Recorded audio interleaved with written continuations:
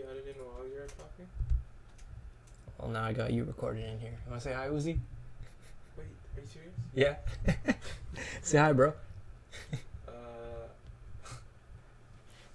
Are you actually gonna send this out though? Yeah, sure, why not? Alright, fine. Hi. Alright. Cam, that was Uzair. He's actually helping us figure out an entire curriculum for this thing. What we're doing is going into all of Ustad's videos, pulling out the major content, and we're actually going to try and rearrange it in a way that's a little bit more digestible. So yeah, that's Uzi. He's in our class. I can introduce you to him next class. Great guy. But anyway, what we decided actually to do is split this up into smaller videos just to make it a little bit more digestible. So when you get through one piece of topic, you can go on to the next and so forth. And it also gives us the ability to go back and refine things a little bit more better. So let's start off by talking again about Nahu. So it's the purpose of a word in a sentence. And I just wanted to give you an example of how you could look at a word and the words around it to kind of figure out its purpose in the sentence. So this word here, katabet, is a verb. And you'll learn about the verb and the different types that come along and how to recognize them and so forth.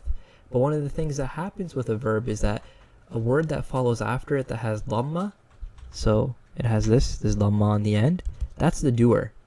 So I know there's a verb and I know this is the doer of the verb, right? And if a word that comes after a verb that has a fatha or double fathas, that's the one in which the action is being done to.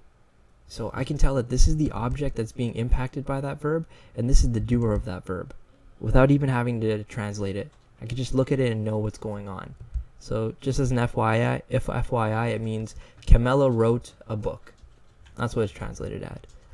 But anyway, moving on, there are 3 types of words in Arabic, right? So we started off with breaking down the entire language. Now we're going to zoom in on words, right? So there's an ism, a fa'il, and a harf. So let's start off with harf. In English, a harf is known as a particle, but no one really knows what the hell that means. So to break it down, what it really means is a small word that has an impact on a noun. So here we have the example of be. And when it's attached with this word here, which means name, it becomes bismi. Bismi. You see how it takes a kasra there on the end? It's because of that ba. So when you say bismillah, that me there is happening because of that ba. There are certain words in Arabic that do that. There's about 16 or 17 of them. And we'll learn them going later on. They're known as harfu jar. And there's different types of harf. Some of them come in and they make the word change to take a fatha on the end. And yeah, so we'll go over them. Some of them make words take a sukun on the end. Yeah.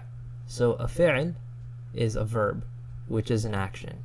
And usually a fa'il, a good way to tell if it's a fa'il, is if the first letter has a fatha and the last letter has a fatha. That's how you know it's a past tense verb.